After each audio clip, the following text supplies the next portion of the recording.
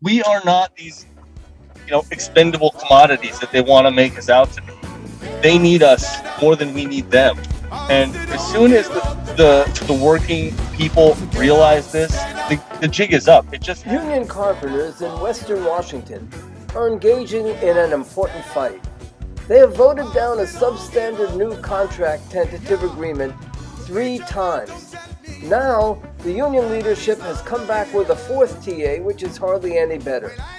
The rank-and-file carpenters have organized an opposition caucus named after the founder of the Carpenters Union, Peter J. McGuire. Recently, Oakland Socialists interviewed some of the leadership of this group. There's been a lot of unrest kind of brewing under the surface for years regarding our pension plan, and also the 2015 contract where carpenters made $1.47 per year, and then in 2017 they had 50 cents taken away to shore up a failing pension and also a failing health plan, and so in 2018 they began to get organized on Facebook through a group that I started called the Western Washington Carpenters Walkout, which kind of immediately went viral. And we used that Facebook group to organize rallies and to just discuss the contract in 2018.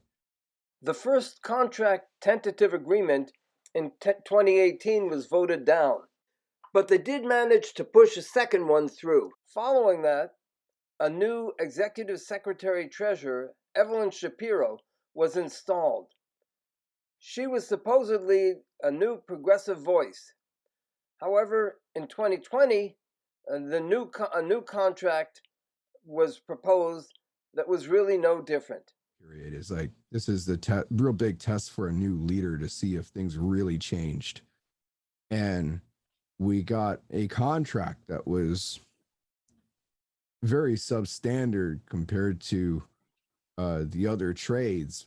I think a lot of carpenters are very upset. As in 2018, the first TA in 2020 was voted down, this time by over 75%. So the council organized a big meeting in a conference hall that other members could Zoom into. So they had this big Zoom meeting kind of as a well, what's going on kind of thing. Why haven't they voted for it?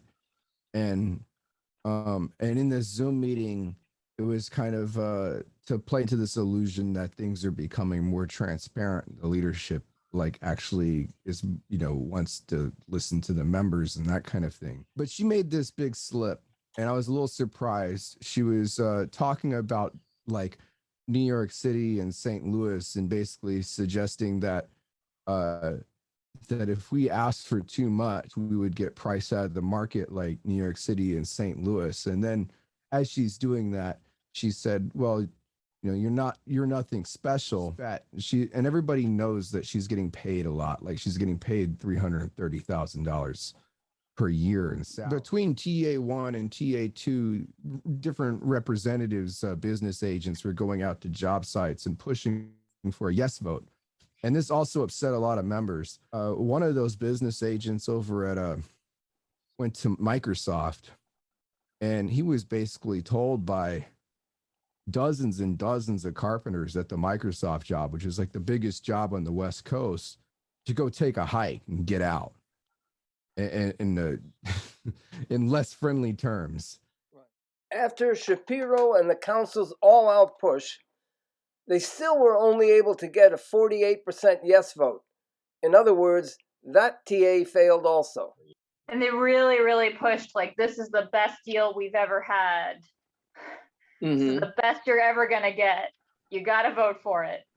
Right. So they came back with a new TA, TA3. And John, the difference between TA2 and TA3 wage-wise was absolutely nothing. They didn't even actually go back to the table to the agency to negotiate anything else for us. They just removed some language and pushed it back out.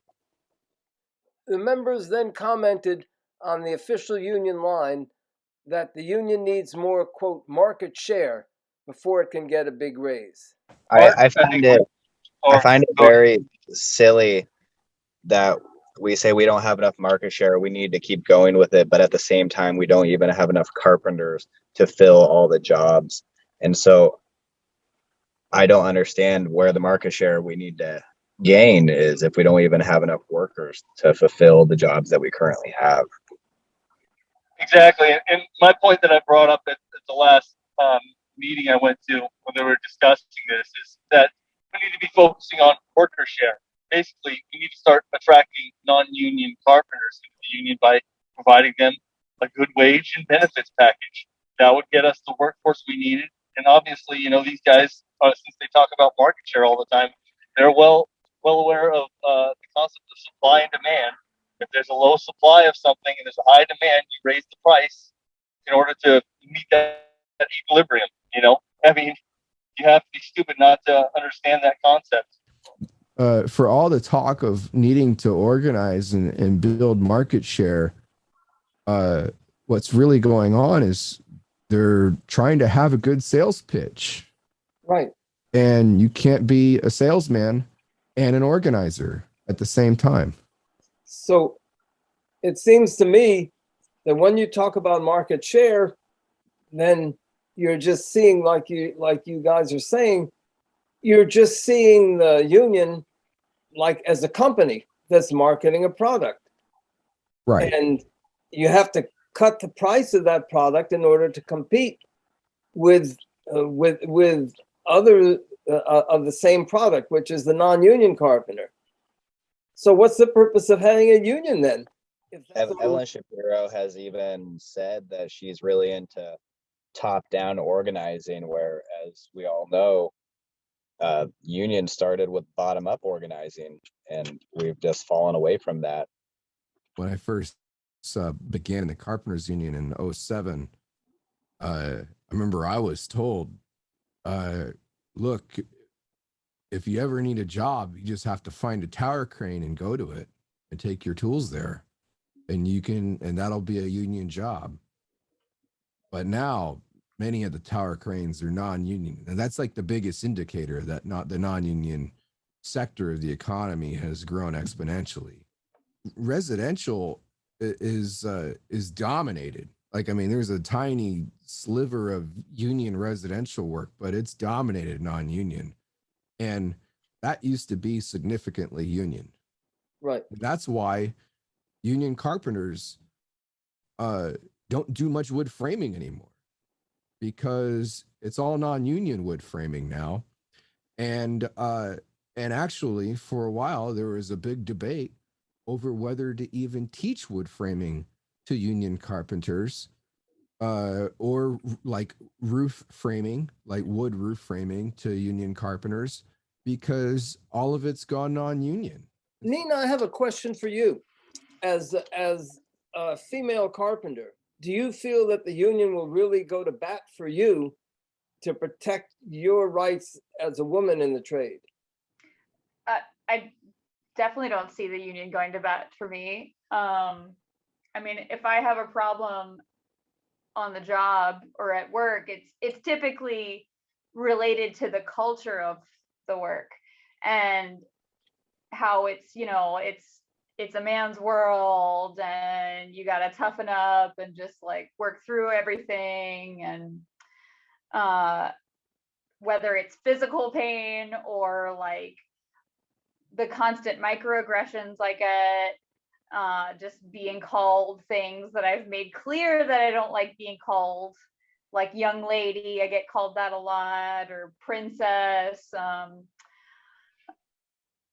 I think if I were to take that to the union, they'd say, well, you need to talk to HR. Just perception of like just being a woman on the job is, everything I do and say is just seen a little differently, so it makes it that much harder. Mm-hmm. And so it's just all the things that make my job harder. So it's like, if I go to the union and say, here are all the problems that I'm having, I don't even know how they would even approach that. Like, what a big reason I moved to Washington State, because I thought it was more progressive, and as a woman I would be taken more seriously when I was younger and more naive. Uh, so so like, yeah, based off what he was saying, it's like, yeah, it's super disappointing to come and find out, like, no, this is actually what it's like. Our throughout that emergency rally, and I jumped on board hard ever since. And I just want a better union for all of us. And it was really unfortunate to be caught like a deer in the headlights on how messed up this really is right now. I was just a regular union worker, and I finally got pushed by some of my coworkers to get involved, and I did. But I said, "Hey, it comes with a stipulation. You guys have to get involved as well with me." And I was surprised at how well that actually worked and got them motivated once we started showing up to these meetings in force. And I'm starting to see a big change in the overall perspective of the union members, the working carpenters, and an optimism starting to come over them in certain areas, rather than this hopelessness that they felt for so long.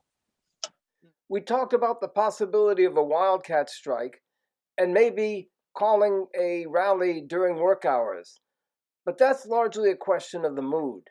So right now, because the King County Labor Council isn't doing anything, the Peter J. McGuire group is calling a Labor Day rally for this Monday, for Labor Day. That will be a good test. But Labor Day has a history of being seen as a day for all workers, especially all union workers, and I think it has potential to really galvanize a lot of different trades and different workers to come out and to network and build the connections that I think would be helpful long term.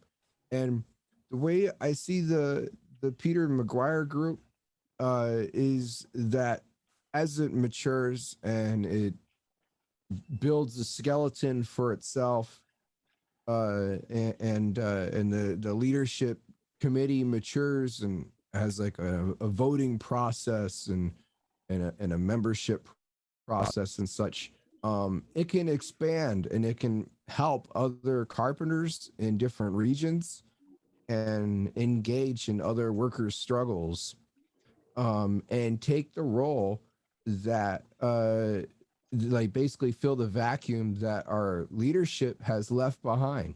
We were talking about just now, we also have gotten some kudos from tons of other locals around the country, and even from some other areas around the world. I think the major part of our struggle is to change the mindset of the carpenters in this union and working people in general, that we are not these expendable commodities that they want to make us out to be. They need us more than we need them. And as soon as the working people realize this, the jig is up. Right on, Jason. Yeah. Stand up.